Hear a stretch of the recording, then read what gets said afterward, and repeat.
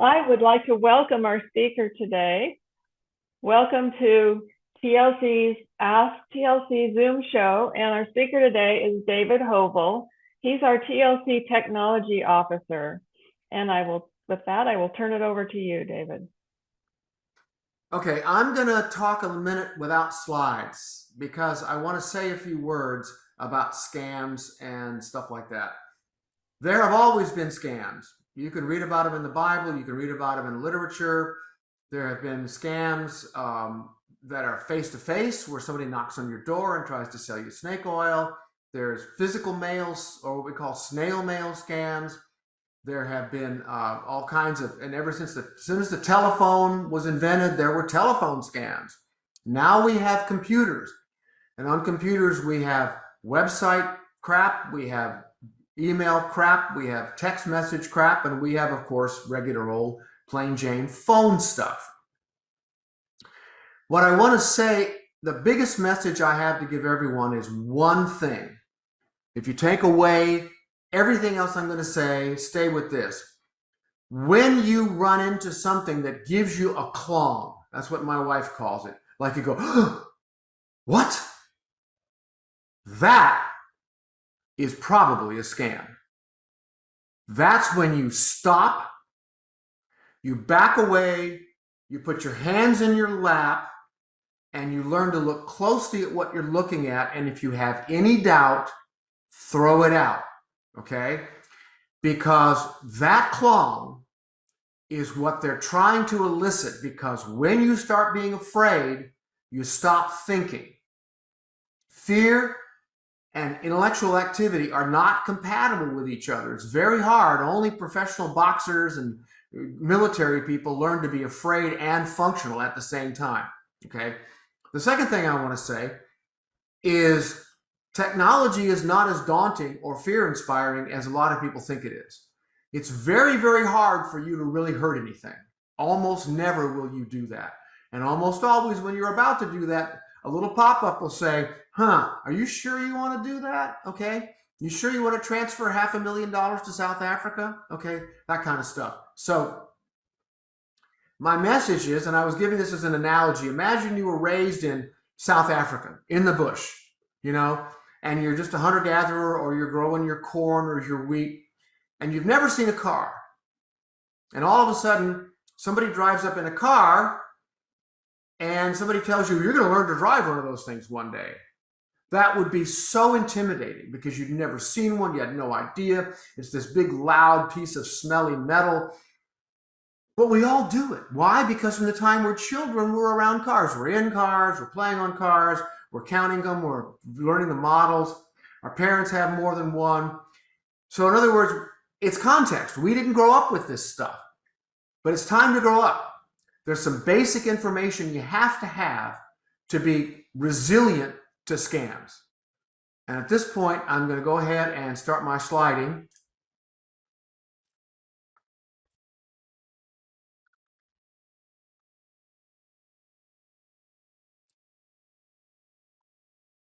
Okay, this is just a presentation page of the first slide, and we all know about this. Now, these slides will be available to you.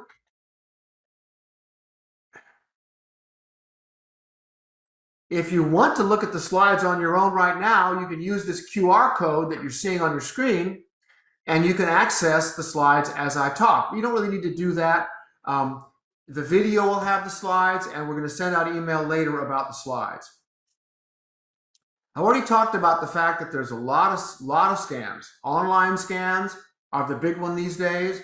Phone scams use what's called social engineering. And this happens not only in phones, but in mail and texting, where people try to get you engaged emotionally. Like if you've gone to a website about pets and people will start talking about your pets and they want to engage you that way, they'll try to use information, or if they know you have grandchildren. So many people these days, not only in private life, but in business and politics and government, are socied by people who know a little bit about the person, a little bit about what they're doing, and call them up and engage, or on email or on text, and engage them a little, and after a while the person comes to trust them. That doesn't mean that they actually mean you well, okay? But it's social engineering. USPS stuff, typically it comes in some semi-official looking envelope with all kinds of shiny stuff on it, and it's trying to frighten or entice you into doing something. And of course, cold call scams, people knocking on your door, wanting to put holes in your roof, things like that. Now, the basic idea I've already gone over here, which is if it causes fear, it's probably a scam. The way these guys work is I get stuff all the time about Chase Bank. Well, I don't do Chase Bank, but Chase Bank's very common. And so what people do is they'll craft a fake email that looks just like Chase Bank and saying, your transaction is complete. $5,000 was sent to Saudi Arabia or whatever. And you're going, oh my God. But only if you're a Chase Bank account holder. And that's one of those things you have to watch out for, is recognize that if it's a McAfee antivirus or Xfinity or Walmart or FedEx or UPS, everybody uses these services at some point. And so those are the targets people are going to use. Don't give any personal information. People don't need to know that. I don't give my social security number to anyone unless it is legally required. And usually you'll find when you say, I'm not giving you that unless I simply to say, I'm not giving you that. Oftentimes they'll just say, well, fine, thank you, and they'll move on. Don't give financial data. When people call you or send you mail, they should have your account number, your correct name, or your address, or the amount of your last transaction, or your balance, or something to verify that they are really who they say they are. What they'll do instead is the old magician's trick of eliciting information from you and then parroting it back, and you think, oh, they're smart, they know that stuff, okay? Now we get into a little more complicated territory now. I'm going to try to explain to you the basics of verifying a web address, okay? That's a URL, which inconveniently stands for Uniform Resource Locator. And all it really is a string of text that points to some entity out in the internet, on the internet somewhere. Learn how to verify an email address, right? One of my other big messages, other than if it causes fear, it's a scam, is as soon as you see a phony transaction or anything like that, particularly when it's financial, stop whatever you're doing, close it, get rid of it, go to your financial institution in question, log in the way you normally do, and check for a problem. Because if there's a problem, they'll tell you, okay? And it's happened to me that I have gotten messages or texts or emails seemingly from my bank of choice. And I just say, and I close it and I go log into my bank of choice, and there's nothing going on. It's bogus, okay? So the model is, if it causes fear, stop, back up, go to the institution involved, log in normally, not on that web browser, not on that page, but in a separate window. Okay, what is malware? I'm going to kind of go over this quickly. Malware is any kind of software that does bad stuff, okay? These days, operating systems are pretty secure, and so most of the time, if you've got malware, it's because you said okay or yes or allow to something that you shouldn't have done, okay? Never install a product unless you know its purpose and its origin, and that is really secure. These days, the iOS, that is to the Apple App Store, is a very good place. Most of the stuff on there is okay, but not all of it. If you have an Android phone, be very careful. The Google Play Store is just full of, well, really bad stuff, okay? Never grant anyone control over your system unless you initiated the activity yourself with a phone call. It's happened to several people I know where somehow something comes up on their screen, they click on something and someone says, oh, your system has a problem, and I'm from Xfinity, Microsoft, Google, whatever, and I'm here to help you. BS, they're not, okay? If you have a problem like that, they do not do that. Okay, what is a web browser? A web browser is just a program that knows how to load and deal with websites. And it's called a browser because you're browsing the web. And the most popular ones are Edge or Chrome, or on iOS you have Safari. I'm a Firefox guy, and we're going to learn how to read bad web addresses. And by bad, I don't mean that any of them is better than others. What I mean is sometimes people will claim to be one web address and really be another, okay? And how you can use search on websites, Google and Bing and whatnot, to see if your domain that you're looking at, the web address you're looking at, is valid. One thing I want to say here, please don't be internet promiscuous. Don't download software like web browser extensions or, fake versions of Microsoft Office or whatever. Just don't. Don't go to any more ambiguous or unknown websites than you have to. The way you generally stay safe, it's like driving at night. You want to go to the places you've already been. On the internet, if you're going somewhere you've never been before, you should go to a browser, type in the name of the site, and look to see how it's reviewed. Look to see what other people say about it and whether it's a scam. Here's an example of a bad web address. Now, by the way, I want to say that what is a web address? Well, it's a string, also called a URL or an URL. It appears at the top of the page in your browser window, and it usually begins with https://. Now, what you're looking for is, and I want to say this, phone numbers start with a country code, and they have a country code, and then they have a prefix, an area code, a prefix, and a number. So you've got big, not so big, smaller, absolutely small. You're going from big to little. Web addresses do the opposite for reasons I won't bother you with. If you look at my first example here, it says https://duckduckgo.com, right?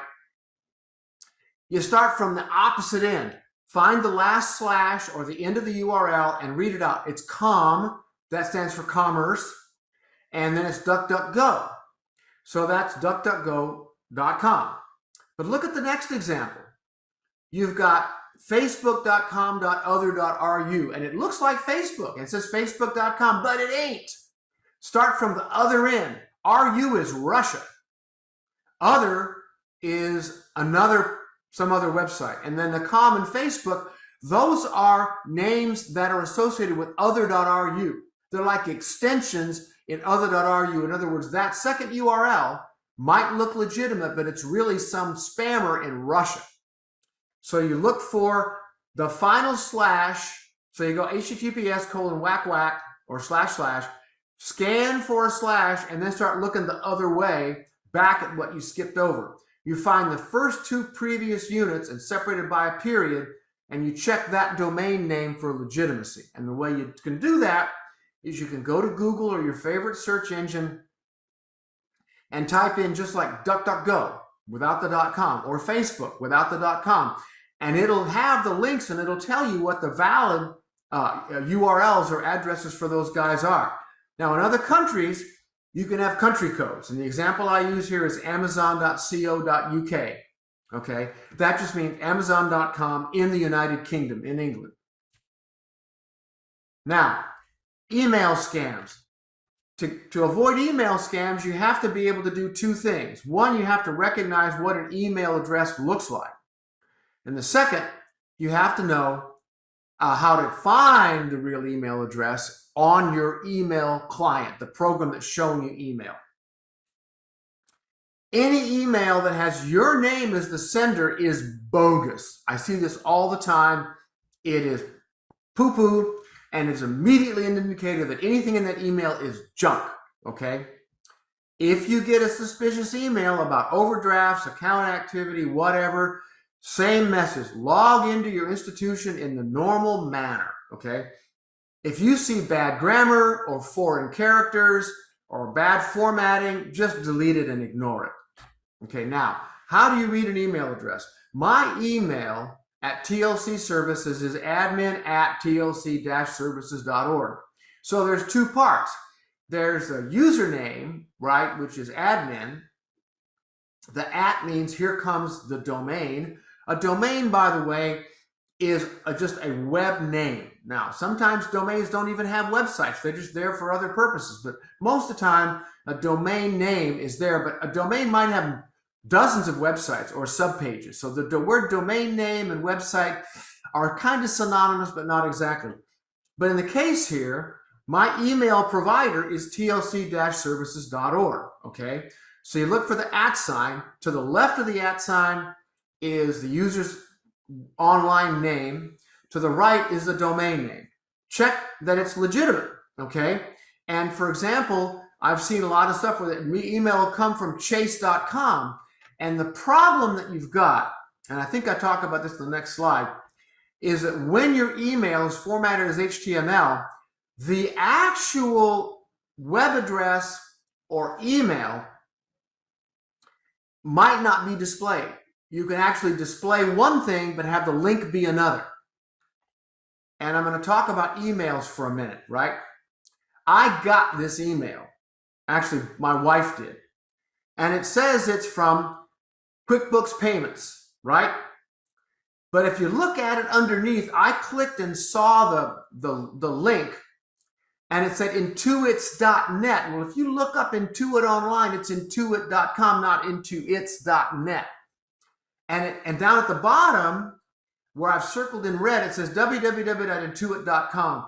If you have your phone and you hold your finger down on that, or if on a computer you hover your mouse on that, you will see a pop-up window. And if you look on the right in the fuzzy part, you'll see that what it really says is s.id, okay? In other words, the name, a hyperlink or a link to a website has two parts: what the user sees and where it really goes. And here, they're fooling you. They're saying you're going to go to www.intuit.com, but you're not. You're going to go to https://s.id1vrrt. In other words, it's complete bogusness, okay? And you have to learn, and I find it very annoying that on iOS, it'll just show somebody's name, and I have to keep tapping on that name until I get to a real web address, a real email address. And if you don't see an @ sign in it, it's not a real email address.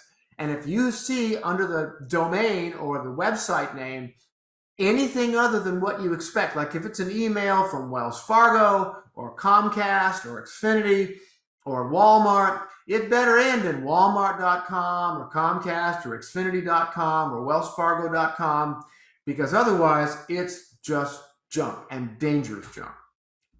Suspicious text messages, right? My advice is just ignore them, because text messages these days are junk, and you can block the sender. You can go in on a modern iPhone or a modern Android, and you can just hold on that thing, and it'll say block this sender, and you can block them. And again, if it causes you a clone, it's fake. Almost always it's going to be fake, and just get rid of it. If you're still in doubt, what do? You go to a web browser like Safari on the iPhone or Edge on your Windows computer or Safari on your Mac. Log into your institution in the normal manner. If there's no alerts, no big red banner. I mean, we had a credit card fraud, my wife and I went and we got a notice of it, right? And it looked valid, but I logged in a normal manner, and there was a big red banner saying, your card number, blah, blah, blah, has been suspended due to suspicious activity. It worked perfectly. If you receive a suspicious text message, forward it to 7726, block the sender, and delete the message. 7726 is a private agency that tries to report bad activity back to companies to try to get them to be able to block these things. Now, phone scams. We're living in a new era where actually AI can be used to generate a very convincing sounding voice. I was once called on the phone about the IRS, and the guy had an Indian accent, right? So I was immediately suspicious of his Indian accent.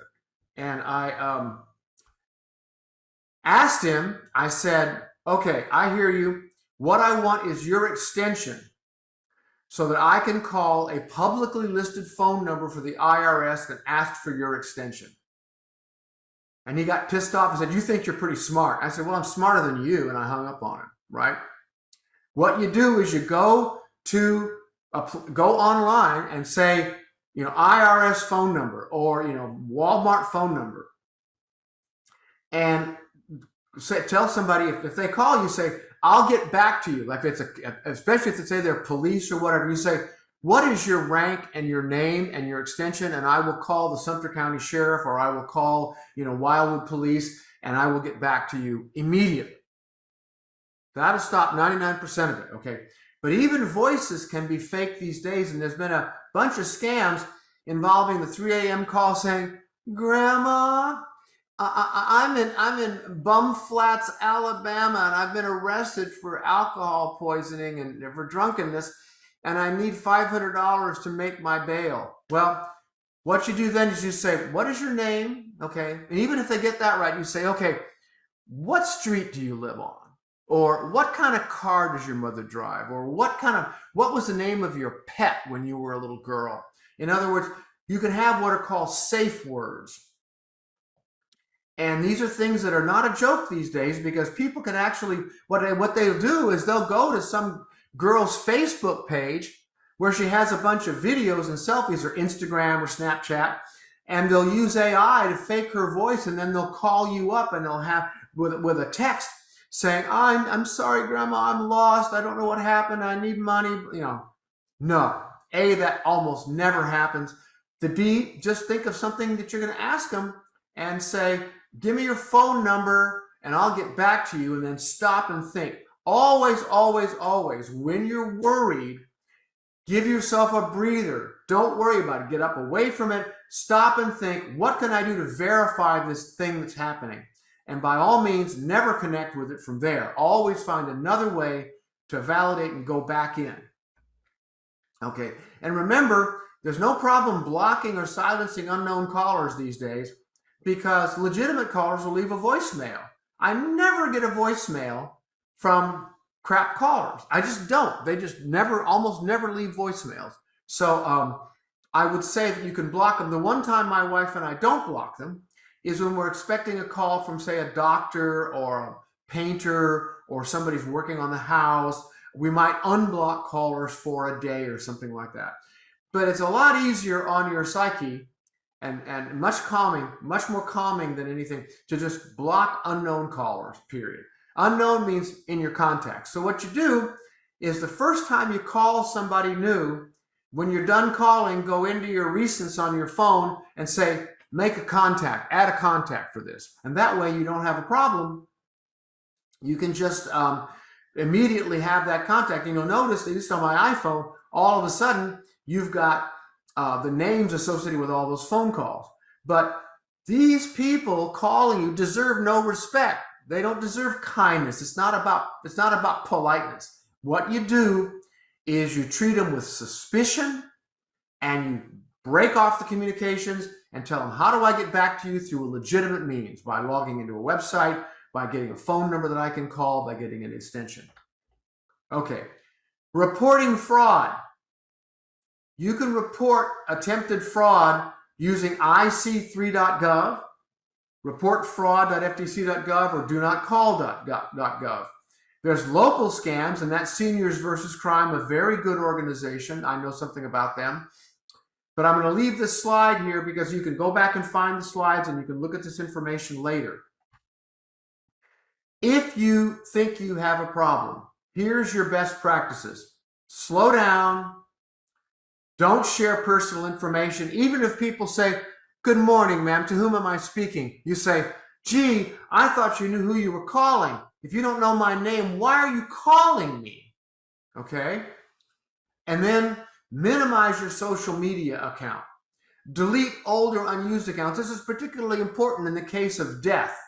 We have a lot of problem these days with people dying and leaving their footprints all over the web. Go back into your late spouse's accounts, or have someone help you, and delete all that stuff. I've done this for people. It's not that hard. Another one is to use multi-factor authentication. For our accounts, we have often multi-factor authentication, and it's pretty smart. For example, my Gmail multi-factor authentication doesn't make me do it every time I read my mail. It makes me do it when I want to change my account, like change the password.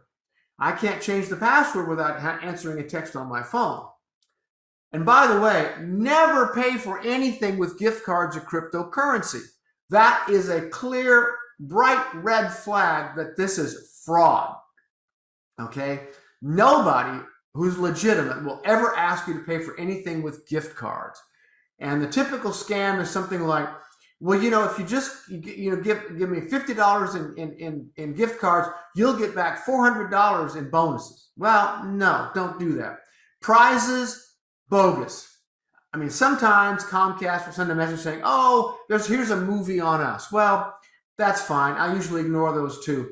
But when somebody says, oh, you're shortlisted for $1 million prize, no, you're not. Get over it. Block your scammers as soon as possible. Now, making backups. You could get hacked. You could have crap on your computer that you can't get rid of. Find out where your computer is backed up these days, and most of them are. Most of them are on iCloud, OneDrive, Google Drive. Learn where you're backed up. Learn how to recover your cloud backup. These are not simple tasks. You will need help. You can go to Best Buy, to the good guys. You can go to Xfinity if you're an Xfinity person. You can go to the Apple Store if you're an Apple person. There's videos online. You really need to know this stuff, because if you're not backed up, that's like running around with your life experience in your front yard at night. I mean, I have no sympathy for people who don't back up, because it's easier than it's ever been, and everybody has data that she doesn't want to lose. Everybody is vulnerable to backup hacking, to having your computer hacked and losing backup. Don't worry about losing backup so much, because these days that's easy. If it's in a cloud, you're probably golden. You just have to know where it is. It doesn't help to be backed up and not know where to find it. If you don't have cloud backup, learn to back up to a USB stick and do so regularly. I back up, well, I'm a developer, so I back up my small projects every day. My whole drive, I back up the updates probably once a week. And I back up everything I own once a month. Now, that's excessive, but it lets me sleep at night. Here are some people you can go to for professional help. If you're having a serious problem with your computer, my advice is hold down the power button or unplug it from the wall if it's a desktop, and don't open it up again. Leave it alone. Find a techie friend or find professional help. Geek Squad is good, Jacobs Computers, MMD, Weaver Wireless. You probably know some of these names already. Here's the names on the slide. Please take it to a professional. If your computer is behaving badly or maliciously, you can't fix that yourself. I can do it, but these guys have special techie tools that can find all the latest. I know some of the old scams. I can fix a lot of the old problems, but there's always a new wrinkle, and I don't know what those wrinkles are, and I don't claim to. I will take mine to a professional if I need to. Okay, Bonnie, I think I'm through. Hold on, let's give a nice end to this video. Thank you for coming, and I hope that your lives are scam-free.